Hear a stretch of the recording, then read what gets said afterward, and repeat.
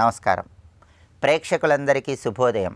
ఈనాటి శుభయోగం శీర్షికన అన్నమాచార్య జయంతి, కూర్మ జయంతి, వైశాఖ పూర్ణిమ సందర్భంగా ఎలాంటి విధి విధానాలు పాటించాలో, తద్వారా ఎలాంటి ప్రయోజనాలు సిద్ధింపజేసుకోవచ్చో పరిశీలిద్దాం. ప్రధానంగా అన్నమాచార్య జయంతి సందర్భంగా పదకవితా పితామహుడైనటువంటి అన్నమాచార్యుల వారు రచించినటువంటి కీర్తనలను శ్రవణం చేయటం ద్వారా కలియుగ ప్రత్యక్ష దైవమైనటువంటి వెంకటేశ్వర స్వామి అనుగ్రహానికి సులభంగా పాత్రలు కావచ్చు. అలాగే ఈరోజు కూర్మ జయంతి.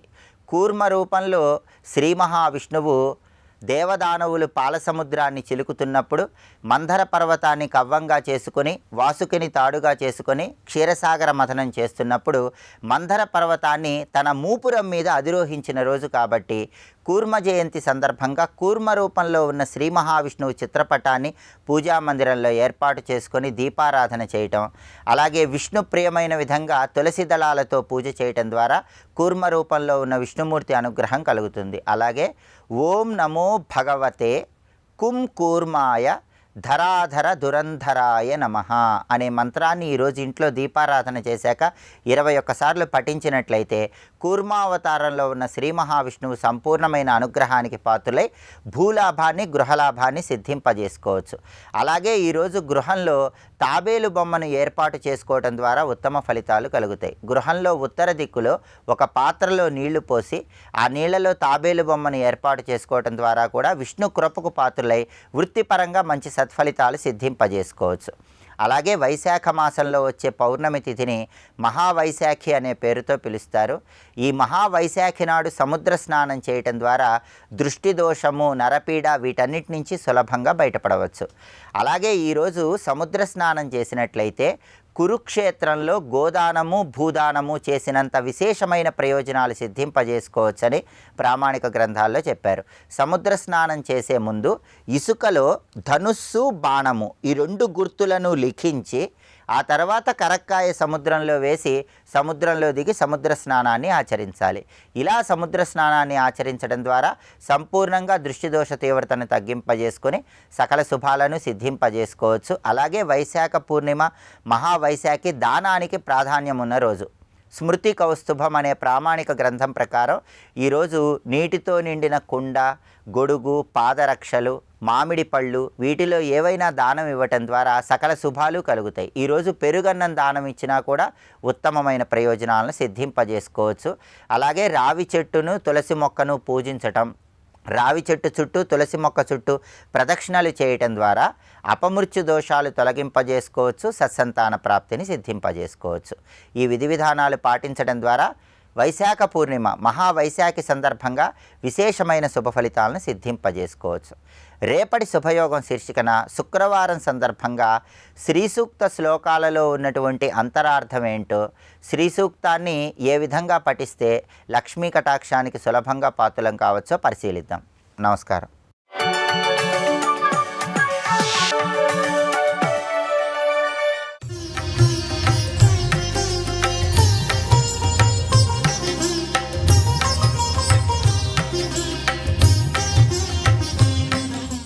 వనమాలీ గదీశార్ంగీ శంఖీ చక్రీ చ నందకీ శ్రీమన్నారాయణో విష్ణు వాసుదేవోభిరక్షతు.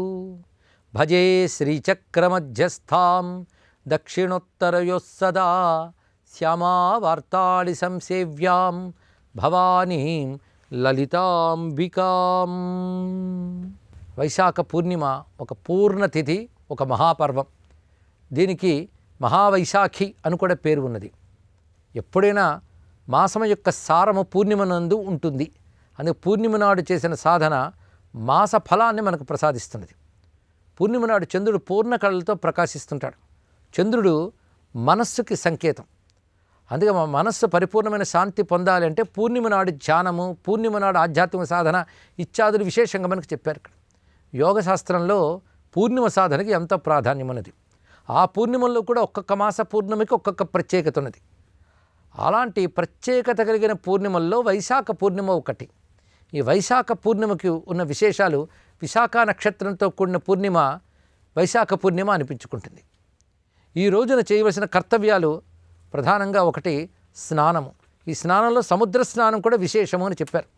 ఈ పూర్ణిమ నాడు తిలస్నానం, తిలహోమం, తిల పాత్రదానం, తిల తైల దీపం, తిలలతో పితృతర్పణం ఇలాంటివి విశేషంగా చెప్తున్నారు. తిలలు అంటే నువ్వులు అని అర్థం. ఇక్కడ ఆ నువ్వులతో స్నానం చేయడం అంటే నువ్వులు నీళ్ళల్లో కలుపుకుని స్నానం చేయడం ఒకటి, తిలలతో హోమం చేయడం ఈ రోజున విశేషము. అలాగే తిలపాత్రల్ని దానము చేయడం, నువ్వుల నూనెతో దీపం వెలిగించడం, దేవతలకి ఈరోజు నువ్వుల నూనెతో దీపం పెడితే చాలా విశేషమని చెప్తున్నారు. అదేవిధంగా పితృతర్పణం కూడా తిలలతో చేయడం అనేది ముఖ్యమైనది. తేనె, తిలలు వీటిని దానం ఇవ్వడం మహాఫలాన్ని ప్రసాదిస్తున్నది అని చెప్తున్నారు. ఈ దాన మంత్రం కూడా చెప్తూ తిలావై సోమదేవత్యా సురైస్పృష్టాస్తు గోసవే స్వర్గప్రదా స్వతంత్రాశ్చ తేమా రక్షంతు నిత్యసహ అనే మంత్రంతో చెప్తారు. తిలలు సోమదేవతాకములు అంటే సోమదేవత ప్రధానమైనవి తిలలు. ఇవి యజ్ఞార్థం దేవతలచే నిర్మించబడినవి అనే తిలల యొక్క ప్రాధాన్యం చెప్తూ ఈ విధంగా తిలలను మనం వినియోగించవచ్చు. అదేవిధంగా ఈ రోజున వైశాఖం యొక్క వ్రతం పరిపూర్ణమవుతుంది. వైశాఖ వ్రతం అని ఉన్నది. అది ఎప్పుడైనా పాడ్యము నుంచి పూర్ణిమ వరకు మాసంలో ఒక శక్తి ఉంటుంది. పూర్ణిమ తర్వాత కృష్ణపక్షం మరొక శక్తి విశేషం. కానీ ప్రధాన శక్తి మాత్రం పాడ్యము నుంచి పూర్ణిమ వరకు చెప్తారు. అదే వైశాఖ పాడ్యము నుంచి కూడా స్నానము, దానము ఈ వ్రతాలు ఉంటూ ఉంటాయి. పైగా వైశాఖం దాన ప్రాధాన్యం కనుక వైశాఖం అంతా దానం చేయవచ్చు. ప్రత్యేకించి పూర్ణిమ నాడు దానములు చాలా విశేషమైనవి. ఈ రోజున ఉదకుంభ దానం చేసినట్లయితే అది మహాఫలాన్ని ప్రసాదిస్తున్నది. అదేవిధంగా ఉదకుంభంతో పాటు అన్నదానం మొదలైనవి కూడా ఈ రోజున ప్రత్యేకమైనవి అని చెప్తున్నారు. ఇక్కడ ఉదకుంభములు అంటే నీటి కడవలు 12 దానం చేసినట్లయితే విశేషమైన ఫలం లభిస్తుంది. ఈరోజు శివాభిషేకం ఒకటి ప్రత్యేకమైనది.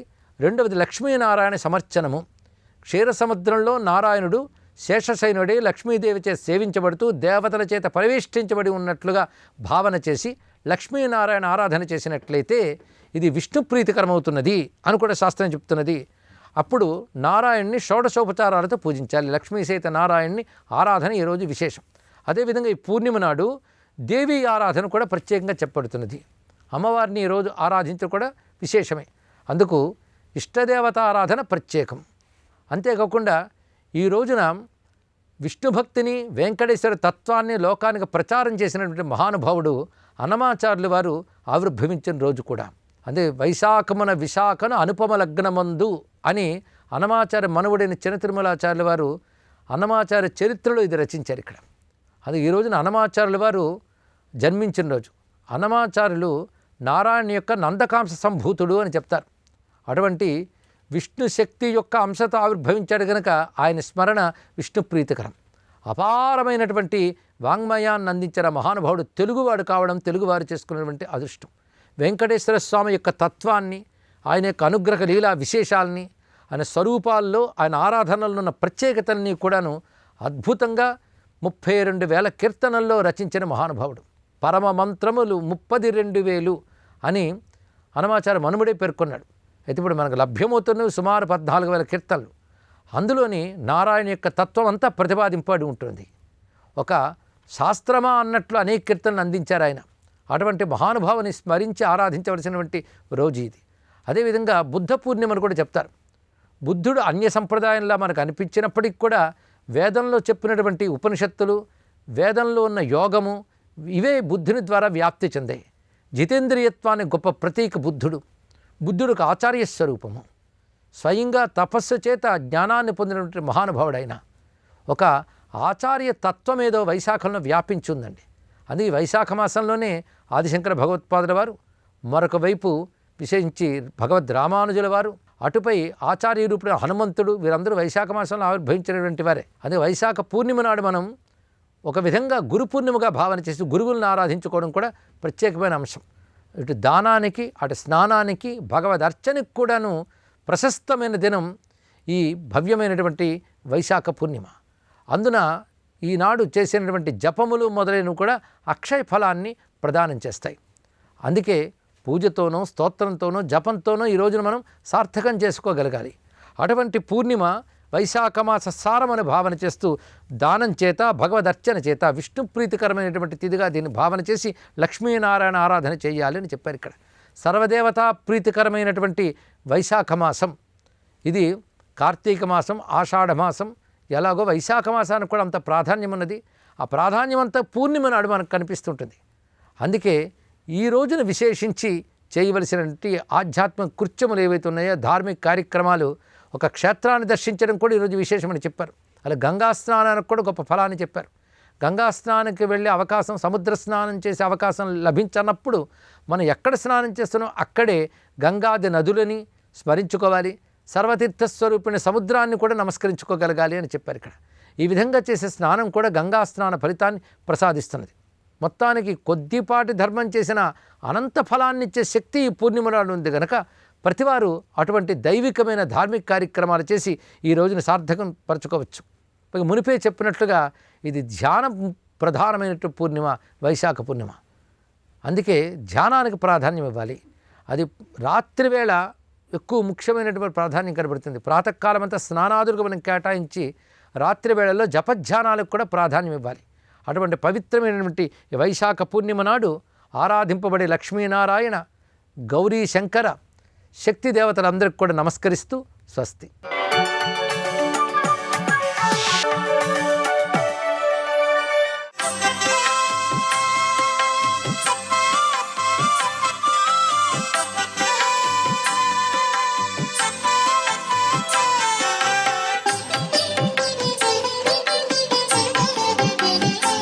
ఓం నమో నారాయణాయ, ఓం నమశివాయ, శ్రీమాత్రే నమః. ఈరోజు అద్వితీయమైన సుదినం వైశాఖ పూర్ణిమ. వైశాఖ పూర్ణిమ నాడు సముద్ర స్నానం అనేటువంటిది ఆచరించాలి, సకల శుభకరం అని చెప్పేసి శాస్త్రం. ఈనాడు మహావిష్ణువు దశావతారాల్లో ఒక అవతారమైనటువంటి కూర్మ జయంతి కూడాను ఈరోజే. ఈనాడు శంభ జయంతి, ఇది శివావతారానికి సంబంధించింది కూడాను. ఈనాడు శివకేశవులు ఇద్దరినీ కూడా ఆరాధించడం ఉత్తమం. శివకేశవుల ఆరాధన శత్రునాశనం కలిగించడంతో పాటు సకల పీడల నుంచి కూడాను రక్షణ కలిగిస్తుంది. ఈనాడు ప్రదోష కాలంలో శివాలయ దర్శనం శక్తి బలం, వీరత్వం, విజయం కలిగింపజేస్తుంది. కాబట్టి ఈరోజు తప్పనిసరిగా ప్రదోష సమయంలో శివాలయ దర్శనం చేసుకోవాలి. అంతేకాకుండా ఈనాడు చేసేటువంటి దానాదులు జన్మాంతరం కూడాను ఉత్తమలోక ప్రాప్తిని కలిగిస్తాయి అని చెప్పేసి కూడా శాస్త్రంలో చెప్పిన నిగూఢ రహస్యం. కాబట్టి స్నాన మహిమ చాలా విశేషకరం. శివాలయ దర్శనం అద్వితీయమైనటువంటి ప్రభావాన్ని ఇస్తుంది.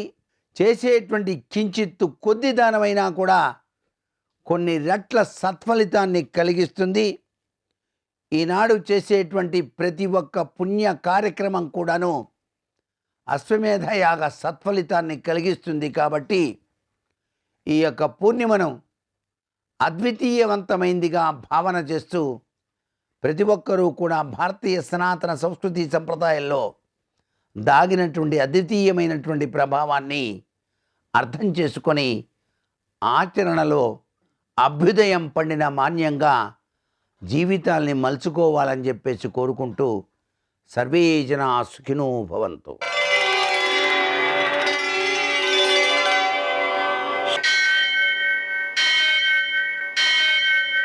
సహస్రశీరుషం దేవం విశ్వాక్షం విశ్వశంభువం విశ్వం నారాయణం దేవమక్షరం పరమం పదం విశ్వతః పరమాం నిత్యం విశ్వం నారాయణగుం హరిం విశ్వమేవేదం పురుషస్తద్విశ్వముపజీవతి పతిం విశ్వస్యాత్మేశ్వరం శాశ్వతం శివమచ్యుతం నారాయణం మహాజ్ఞేయం విశ్వాత్మానం పరాయణం.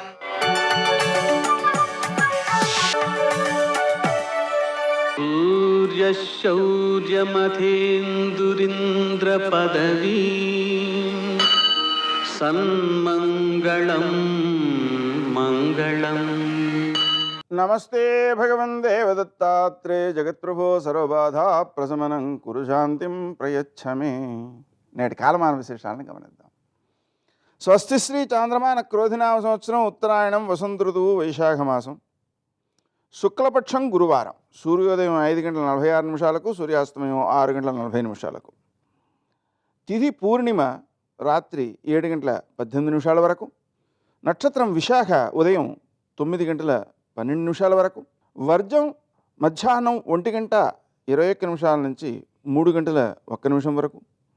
దుర్ముహూర్తం ఉదయం 10:04 నుంచి 10:56 వరకు.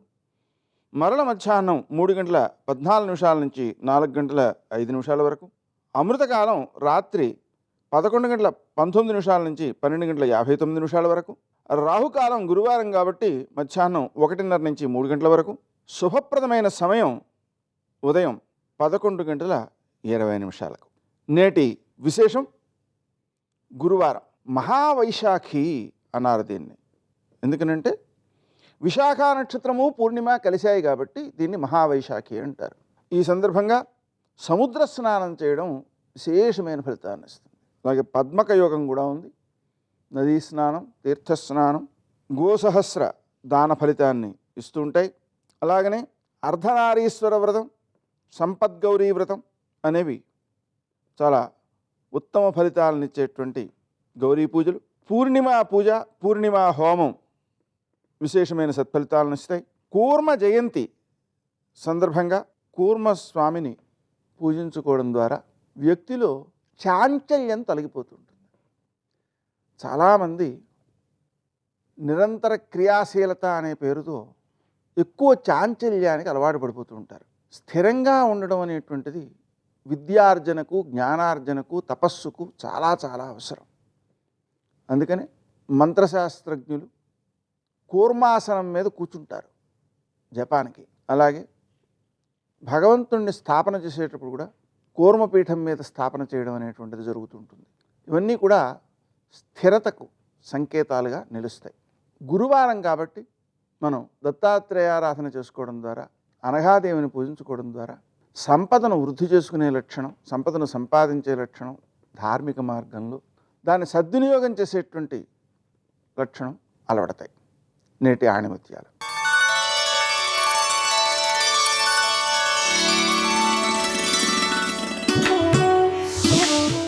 ఆత్మవిశ్వాసం లేకపోవడం అపజయాలకు గల ముఖ్య కారణం.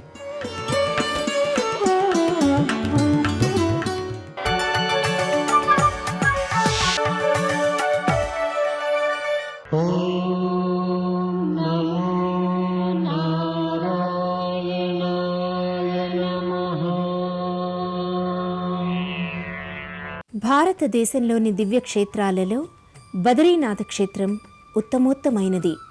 సాక్షాత్తు శ్రీమన్నారాయణుడు తపస్సు చేసిన దివ్యభూమి ఇది. 6 నెలల దేవతలు, 6 నెలలు మానవులు పూజించే బదరీనారాయణ క్షేత్రం భారతదేశంలో ప్రథమ చతుర్భుజ ఆసీన నారాయణ క్షేత్రంగా వినుతుకెక్కింది. బదరీ క్షేత్రం వైశాల్యాన్ని బట్టి స్థూల బదరీ, సూక్ష్మ బదరీ, అతి సూక్ష్మ బదరీ, శుద్ధ బదరీ అని పిలుస్తారు.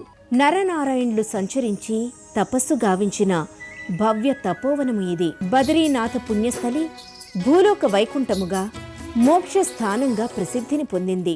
నారాయణ నగరంగా, కళ్యాణ నగరంగా, ఆనంద నిలయంగా, ఆత్మచింతన భూమికగా, యోగ స్వరూపంగా ప్రఖ్యాతి వహించిన బదరీ క్షేత్రం యుగయుగాల మానవులకు దైవ సన్నిధిగా, యజ్ఞభూమిగా నిలిచింది. బదరీనాథ్ నామస్మరణే అనంత పుణ్యప్రదాయకము. హిమాలయ పర్వత శ్రేణుల్లో దివ్యధామాలుగా ప్రసిద్ధి పొందిన దేవాలయాల దగ్గరకు వెళ్లాలంటే తొలి ద్వారమైన హరిద్వారం నుంచి వెళ్ళాలి. హరిద్వార్ నుంచి 322 కిలోమీటర్లు, హృషికేశ్ నుంచి 298 కిలోమీటర్ల దూరంలో దర్శనీయ బదరీనాథ్ దివ్యధామం నెలకొని ఉన్నది. బదరీనాథ్ యాత్రకు వెళ్లే వారంతా ఎంతో ఆనందంగా, అపూర్వమైన అనుభూతులతో శ్రీమన్నారాయణ నామాన్ని జపిస్తూ పయనమవుతూ ఉంటారు. భారతదేశంలో తొలి నారాయణ క్షేత్రంగా ప్రసిద్ధి పొందిన బదరీనాథ్ కృతయుగంలో ముక్తిప్రదగా, త్రేతాయుగంలో సిద్ధిదాగా, ద్వాపరలో విశాలగా, కలియుగంలో బదరికాశ్రమంగా పేరు పొందింది. బదరీనాథ ఆలయ పరిసర ప్రాంతాలు హిమ ఆచ్ఛాదనతో, సహజ జలధారలతో పరమాత్మ తత్వాన్ని అర్థం చేసుకునే గురుకులంగా, మహర్షుల జ్ఞానానికి ప్రతీకగా కనిపిస్తూ ఉంటాయి. నీలకంఠ పర్వత శ్రేణుల్లో నెలకొన్న బదరీనాథ ఆలయం దగ్గరకు అలకనందను దాటి వెళ్ళాలి. బదరీనాథ ఆలయం నుంచి దూరంగా వెండి శిఖరం వలె మెరుస్తూ హిమంతో కూడుకొన్న నీలకంఠ పర్వత శిఖరం నేత్ర పర్వంగా భక్తులకు కనిపిస్తుంది. అలకనంద తీరాన పవిత్ర బదరీ క్షేత్ర దర్శనం సర్వపాపహరణం. బదరీనాథ ఆలయ దర్శనం చేసే ముందర ఇక్కడ ఉన్న తప్త కుండంలో భక్తులు స్నానం చేస్తారు. దీనికి అగ్ని తీర్థమని మరొక పేరు ఉన్నది. తప్త కుండానికి దగ్గరలోనే అలకనంద ఒడ్డున ప్రసిద్ధమైన నారద తీర్థం ఉంది. దీనినే నారద కుండం అని కూడా పిలుస్తారు. ఇక్కడే పుణ్యాన్ని ప్రసాదించే పంచశిలలున్నాయి. అవి నారదశిల, గరుడశిల, మార్కండేయశిల, నరసింహశిల, వరాహశిల. బదరీనాథ ఆలయం ధీర గంభీరంగా నయన మనోహరంగా కనిపిస్తుంది. హిమాలయ ప్రాంతాల్లో కనిపించే వాస్తు శైలిలో వినూత్నంగా ఆధ్యాత్మిక సౌధంగా ప్రకాశిస్తూ ఉంటుంది. ఆలయాన్ని 6 నెలల తర్వాత తెరిచినప్పుడు, 6 నెలల తర్వాత మూసినప్పుడు ఆలయాన్ని సుందరంగా అలంకరిస్తారు.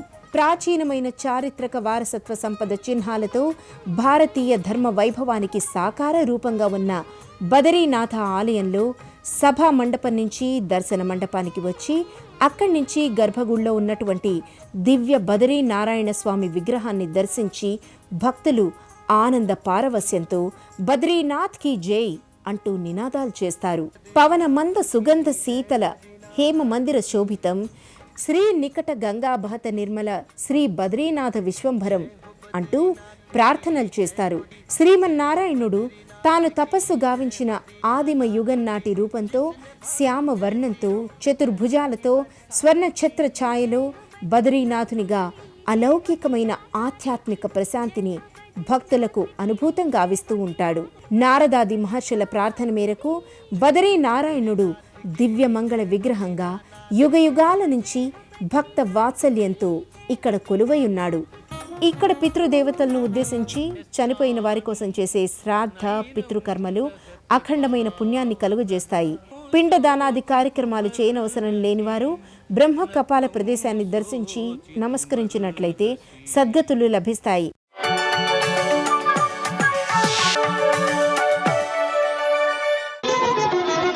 జయ జయ జయ జయ జయ శ్రీ హనుమా, జయ జయ జయ జయ ప్రభుదయ గనుమా.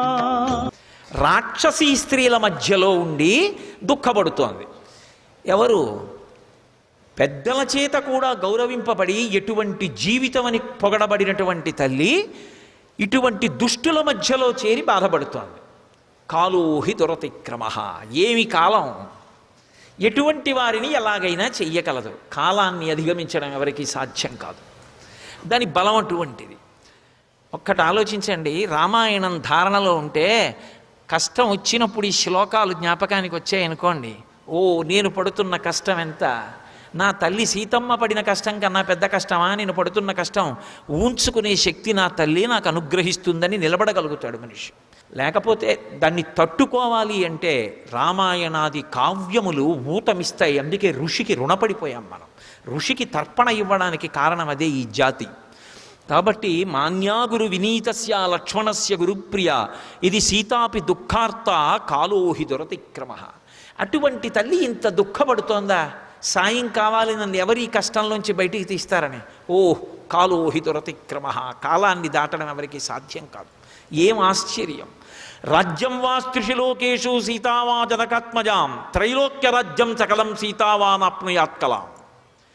3 లోకముల యొక్క అధికారం, 3 లోకములు మన చేతిలో పెట్టి వీటి మీద అధికారం చలాయించంటే అది గొప్పదా? సీతమ్మని ఇల్లాలుగా పొందడం గొప్పదా అంటే సీతమ్మని ఇల్లాలుగా పొందినటువంటి అదృష్టం 3 లోకముల ఆధిపత్యంలో 16వ వంతు కూడా ఆమెతో సమానం కాదు. ఇటువంటి ఇల్లాలని పొందిన రామచంద్రమూర్తి ఎంత అదృష్టవంతుడు!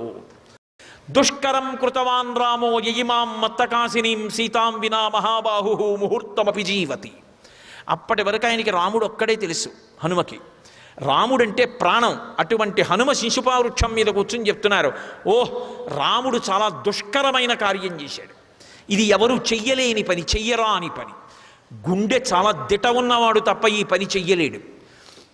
ఇటువంటి ఇల్లాలు, ఇటువంటి భార్య అపహరింపబడితే, జాడ తెలియకుండా పోతే గుండె జారిపోకుండా, శరీరం పడిపోకుండా ఇంకా నిలబడి నిలదొక్కుని స్వకర్మ చేస్తూ 10 మందికి ఉపకారం చేస్తూ నిలదొక్కున్నాడంటే ఆ రాముడే రాముడు, ఈ తల్లే తల్లి. అబ్బా ఏమి దాంపత్యం రా అని ఒక మాట అన్నారు. నాకు ఇప్పుడు అర్థమైంది. అసలు సీతారాములిద్దరూ విడిగా ఉండడం అన్న మాట లోకంలో ఉండదు. ఎందుచేత అంటే అస్యాదేవ్యా మనస్తస్మిన్ తస్య చాస్యాం ప్రతిష్ఠితం తేనేయం సచి ధర్మాత్మా ముహూర్తమపి జీవతి. సీతమ్మ మనసు సీతమ్మ దగ్గర, రాముడి మనసు రాముడి దగ్గరే ఉంటే ముహూర్త కాలం కూడా వీళ్ళిద్దరూ బ్రతకరు. సీతమ్మ మనసు రాముడి దగ్గర ఉంటుంది, రాముడి మనసు సీతమ్మ దగ్గర ఉంటుంది. అందుకు వీళ్ళు అన్యోన్యమైన దాంపత్యం అయింది. అందుకే ఇప్పటికీ శుభలేఖ వేస్తే జానక్యాహ కమలామలంజలిపుటేయాహ పద్మరాగాయితాహ న్యస్తారాఘవమస్తకే చ విలసత్కుంద ప్రసూనాయితాహ స్రస్తా శ్యామలకాయ కాంతికలితా యాయింద్రనీలాయితాహ ముక్తాస్తా శుభదా భవంతు భవతాం శ్రీరామ వైవాహికాహ.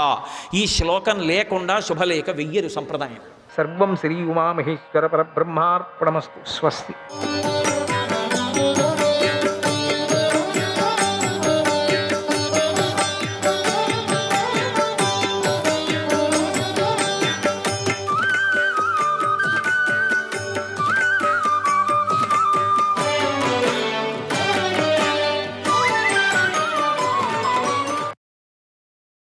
ఒంటరిగా దుర్యోధనుడిని చూసి ఆనందించారు. దుర్యోధనుడికి కూడా తడబాట లేదు, భయం లేదు, బాధ లేదు, ఏ కష్టము లేదు. రణభూమిలో సింహంలాగా దుర్యోధను నిలబడ్డాడు. అప్పుడు భీమసేనుడు ఇలా అన్నాడు, ఓ దుర్యోధన, వారణావతంలో ధృతరాష్ట్ర మహారాజు నువ్వు కలిసి చేసిన చెడు పనులను ఒకసారి గుర్తు చేసుకో. శకుని యొక్క చెడు ఆలోచనలు గుర్తు చేసుకో. ఆ చెడు బుద్ధి వలనే ధర్మరాజు జూదంలో ఓడిపోయాడు. ఋతుమతి అయిన ద్రౌపది సభా మధ్యలోకి ఈడ్చుకొని రాబడింది కదా, ఎన్నో కష్టాలకు గురి అయింది. ఓ దురాత్మ, నిర్దోషులైన పాండవుల విషయంలో నువ్వు ఇంకా ఎన్నో పాపాలు చేశావు. ఇప్పుడు వాటి యొక్క ఫలాన్ని అనుభవిస్తావు. నీకోసమే మన పితామహుడైనటువంటి భీష్ముడు శరతల్పం మీద పడుకున్నాడు. నీకోసమే ద్రోణుడు చనిపోయాడు. నీకోసమే కర్ణుడు మరణించాడు, శల్యుడు మరణించాడు. అలాగే మన మధ్య మొదటిగా శత్రుత్వాన్ని ప్రారంభించిన శకుని కూడా బ్రతకలేదు, యుద్ధంలో చనిపోయాడు. నీ సోదరుడి పుత్రులు సోదరులతో సహా చనిపోయారు. అలాగే శూరులైనటువంటి రాజులెందరూ చనిపోయారు. వీరే కాకుండా ఎంతోమంది క్షత్రియ శ్రేష్ఠులైనటువంటి అందరూ చనిపోయారు. ద్రౌపదికి కష్టాలు కలిగించిన వాడు పాపాత్ముడైన ఆ దుశ్శాసనుడు కూడా మరణించాడు. ఇక నువ్వు ఒక్కడవే మిగిలిన్నావు. నువ్వు కులనాశకుడవు, అధమ పురుషుడవు. అలాంటి నిన్ను ఈ రోజున గదతో చంపేస్తాను. నీ పొగరును నాశనం చేస్తాను, ఇందులో సందేహం లేదు. నీ రాజ్యకాంక్షను పాండవుల విషయంలో నువ్వు చేసిన చెడు కార్యాలను నాశనం చేస్తాను అన్నాడు.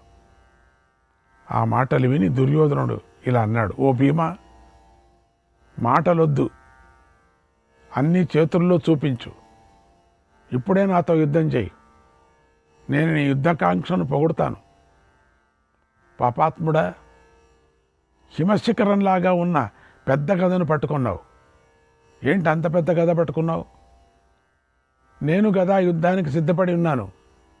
నన్ను చూడలేదా? నన్ను చూసి నీకు భయం కలగటం లేదా? ఓ పాపాత్ముడా, నాతో న్యాయంగా పోరాడు. ఇప్పుడు న్యాయం కావాల్సి వచ్చింది వీడికి పాపం. ఈరోజు నన్ను ఏ శత్రువు కూడా చంపాలని ఉత్సాహపడాడు. నీకున్న బలమంతా చూపించు అని గద్దించాడు. ఆ సమయంలో పాండవుల ఏనుగులు ఝింకరించాయి, గుర్రాలు అదే పనిగా సకలించాయి, ఆయుధాలు కాంతులతో ప్రజ్వలించాయి. అన్నాడు సంజయుడు. ఇప్పుడుండే పాండవుల సైన్యమంతా ఆహాకారం చేసింది. శ్రీకృష్ణాయ పరమాత్మనే నమః. 34వ అధ్యాయం. సంజయుడు ధృతరాష్ట్రుడికి ఇలా చెప్పాడు, ఓ మహారాజా, రణభూమిలో భీమ దుర్యోధనుల మధ్య మహాభయంకరమైన గదాయుద్ధం ప్రారంభం కాబోతుంది.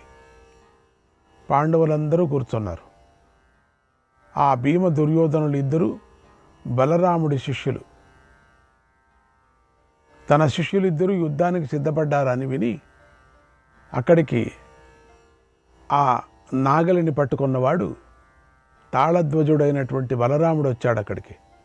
తం దృష్ట్వా పరమప్రీతాగ పాండవాగ సహ కేశవాగ ఉపగమ్యోపసంగృహ్య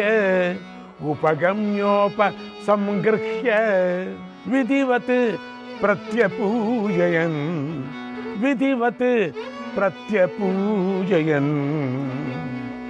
ఆయన్ను చూసి పాండవులు ఎంతో ఆనందించారు.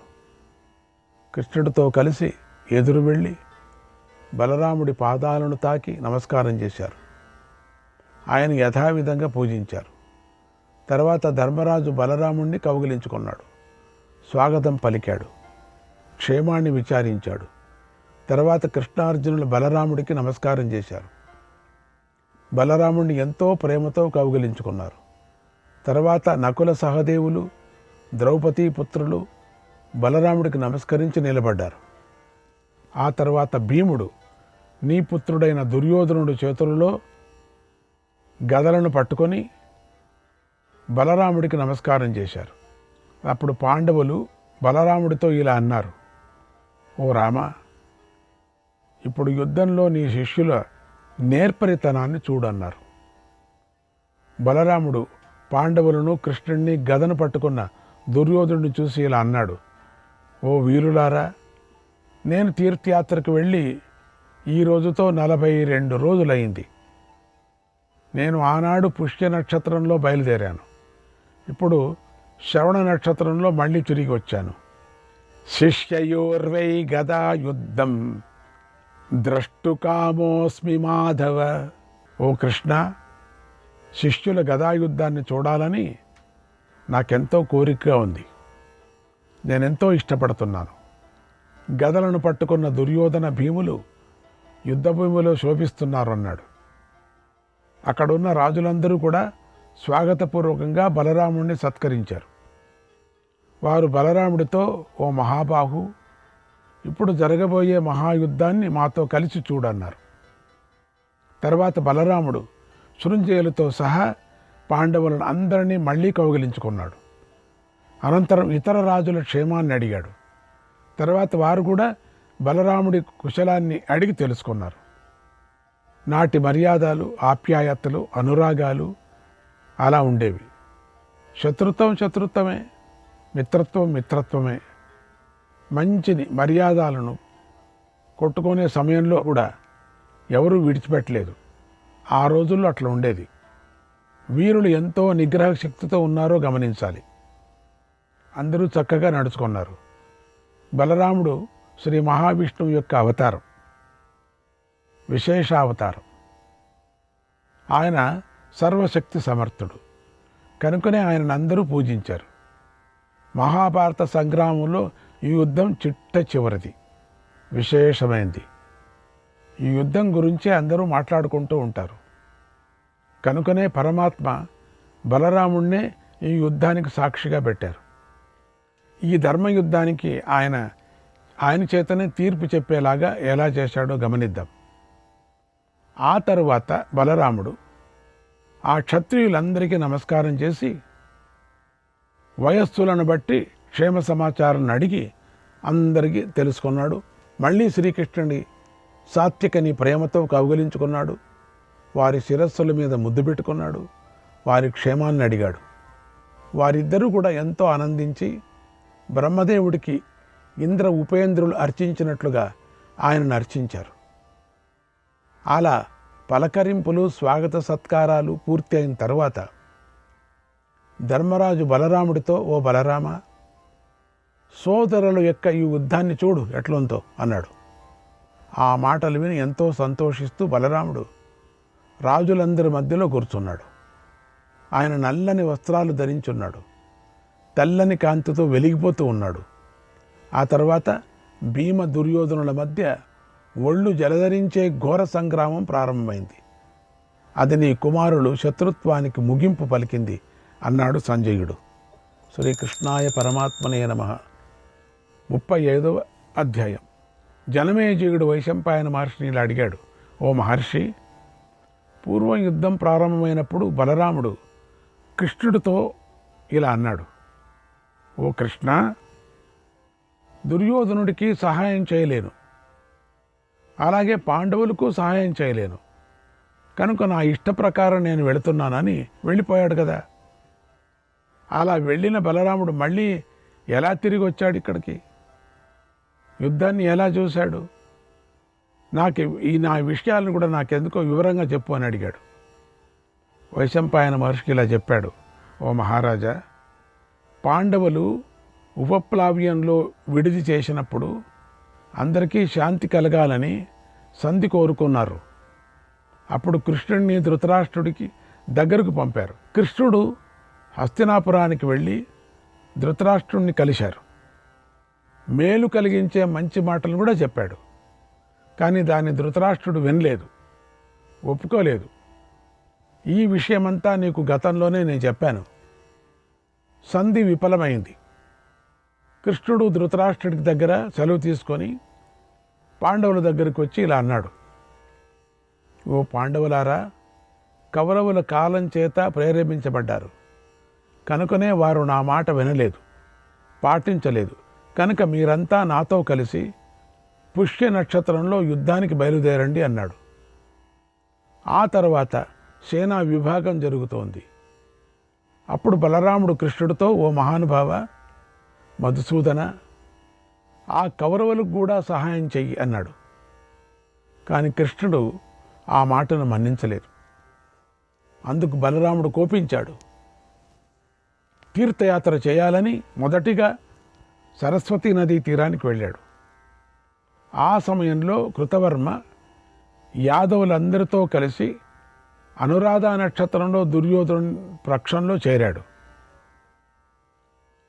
సాత్వికతో కలిసి శ్రీకృష్ణుడు పాండవ పక్షంలోకి చేరాడు. బలరాముడు తీర్థయాత్రకు వెళ్ళిన తర్వాత శ్రీకృష్ణుడు పాండవులను ముందుంచుకొని పుష్య నక్షత్రంలో కురుక్షేత్రం వైపు బయలుదేరాడు. మనం వనపర్వంలో తీర్థయాత్రల గురించి విశేషంగా చెప్పుకున్నాం కదా. ఎన్ని రోజులు చెప్పుకున్నాం తెలుసా?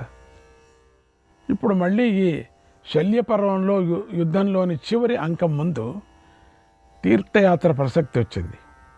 ఈ పుణ్యక్షేత్రాలను స్మరించి కలిపురుషుడి అంశంలో పుట్టిన దుర్యోధనుడి పాపపు చరిత్రను విన్నాం కదా.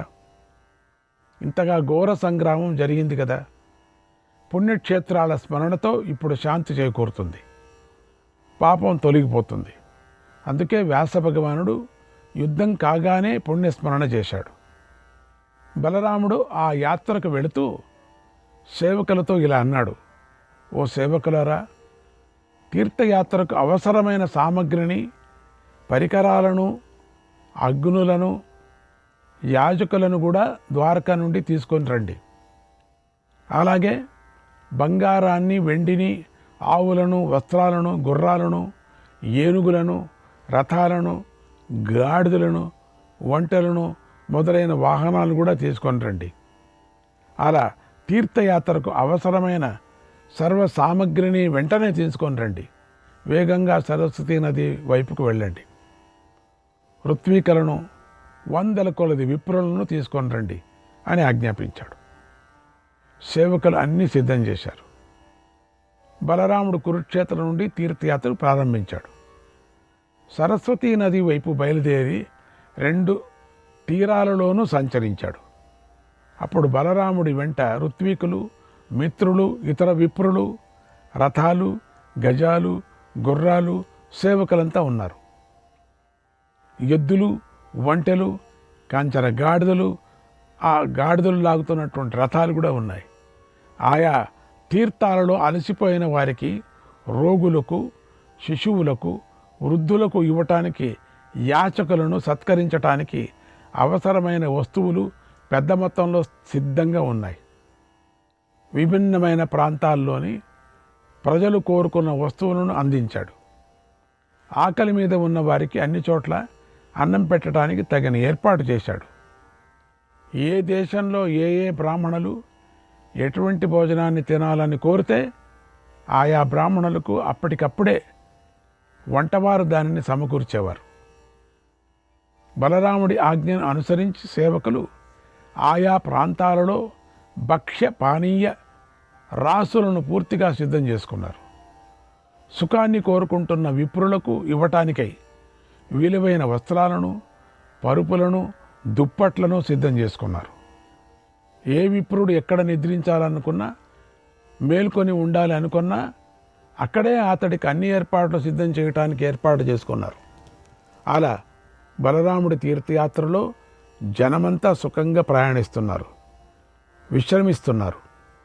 బయలుదేరాలని కోరిక ఉండే వారికి వాహనాలు, దప్పిక ఉన్న వారికి పానీయాలు, ఆకలిగా ఉన్న వారికి రుచికరమైన ఆహార పదార్థాలు, వస్త్రాలు, ఆభరణాలు సేవకులు అక్కడక్కడ సమకూరుస్తున్నారు. ఓ వీర రాజా, ఆ తీర్థయాత్రలో ప్రయాణిస్తున్న వారందరికీ వారు వెళుతున్న మార్గం స్వర్గంతో సమానంగా సుఖంగా ఉంది. నిత్యము ఆనందంగా శుభకరంగా ఉంది. రుచికరమైన ఆహారం లభిస్తుంది. ఆ మార్గంలో కొనడానికి అమ్మటానికి తగిన దుకాణాలు, వాటి దగ్గర వందల కొద్దీ వివిధ జనాలు కూడా ఉన్నారు. దుకాణాలు రకరకాల చెట్లతోనూ, తీగలతోనూ, రత్నాలతోనూ శోభిస్తూ ఉన్నాయి. బలరామదేవుడు నియమాలను పాటిస్తూ ఎంతో శాంతంగా పుణ్యతీర్థాలలో విప్రులకు ధనాన్ని, యాగదక్షిణలు కూడా ఇచ్చాడు. విప్రులకు చక్కని పాలు గల వేల కొద్ది ఆవులను దానం చేశాడు. మంచి వస్త్రాలతో కప్పబడినవి, బంగారు రేకులతో తాపడం చేసిన కొమ్ములు గలవి అయిన ఆవులనిచ్చాడు. వివిధ దేశాలలో పుట్టిన గుర్రాలను, వాహనాలను, మంచి దాసీయులను దానం చేశాడు. విలువైన రత్నాలు, ముత్యాలు, పగడాలు, మణులు, మేలిమి బంగారం, వెండి, లోహపాత్రలు, రాగి బిందెలు విప్రులకు దానం చేశాడు. ఇలా బలరాముడు సరస్వతీ నదీ తీరంలో ధనాన్ని దానం చేశాడు. అక్కడి నుండి కురుక్షేత్రం వెళ్ళాడు అన్నాడు వైశంపాయన మహర్షి. అప్పుడు జనమేజయుడు ఇలా అడిగాడు, ఓ విప్రుడా, సరస్వతీ నదీ తీరంలోని తీర్థాల గుణాలను, వాటి పుట్టుక గురించి చెప్పు. వాటిని సేవిస్తే ఎలాంటి ఫలితం వస్తుందో చెప్పు. వాటిని గురించి వినాలని నాకెంతో కుతూహలంగా ఉంది అని అడిగాడు. ఆ మాటలు విని వైశంపాయన మహర్షి ఇలా చెప్పాడు, ఓ మహారాజా, తీర్థాల ఫలితాన్ని, గుణాలను, ఉత్పత్తిని పూర్తిగా చెబుతున్నాను. చెప్పనైనా వీటి గురించి వినటం వల్ల పుణ్యం లభిస్తుంది. విశేషాలను విను. ఓ మహారాజా, బలదేవుడు ముందుగా ఋత్విక్కులతోనూ, మిత్రులతోనూ, విప్రులతోనూ కలిసి ప్రభాస తీర్థానికి చేరాడు. ఆ తీర్థంలోనే క్షయతో బాధపడుతున్నటువంటి చంద్రుడు శాప విముక్తిని పొందాడు. మళ్ళీ తేజస్సును పొంది జగత్తునంతా ప్రకాశింపజేస్తున్నాడు. అలా చంద్రుణ్ణి ప్రభాసింపజేసినందువల్ల ఆ తీర్థం లోకంలో ప్రభాస తీర్థంగా ప్రసిద్ధికెక్కింది అన్నాడు. అప్పుడు జనమేజయుడు ఆ విషయాన్ని పట్టుకొని ఇలా అడిగాడు, ఓ పూజ్యుడా, చంద్రుడు క్షయరోగానికి ఎలా గురి అయ్యాడు? అవును కదా, ప్రభాస తీర్థంలో మునిగి మళ్ళీ ఎలా పుష్టి కలవాడయ్యాడు? నాకు ఈ కథను వివరంగా చెప్పు అని అడిగాడు. చాలామంది అక్కడ రోగ నివారణ చేసుకున్నారు. అప్పుడు వైశంపాయన మహర్షి ఇలా చెప్పాడు, ఓ మహారాజా, దక్షుడు 27 మంది కుమార్తెలు పుట్టారు దక్షుడికి. ఆ 27 మందిని ఆయన చంద్రుడికిచ్చి పెళ్లి చేశాడు. ఆ చంద్రుడి భార్యలు కర్మలను ఆచరిస్తూ ఉంటారు. నక్షత్రాల్లో సంబంధం ఉండటం వల్ల వారికి ఆ పేర్లు ప్రసిద్ధి చెందాయి. వారంతా విశాల నేత్రాలు గలవారు. రూపంలో లోకంలో సాటిలేని అందగత్తెలు. వారిలో రోహిణి రూప సంపదతో అందరినీ మించుంది. దాంతో చంద్రుడు రోహిణి అంటే ఎంతో ఇష్టపడేవాడు. ఆమెపై ప్రీతిగా ఉండేవాడు. చంద్రుడి మనస్సుకు రోహిణి బాగా నచ్చింది. అందువల్ల చంద్రుడు ఎప్పుడూ ఆమెతోనే ఆనందిస్తూ ఎక్కువగా ఆమె దగ్గరే ఉండేవాడు. శ్రీకృష్ణాయ పరమాత్మనే నమః.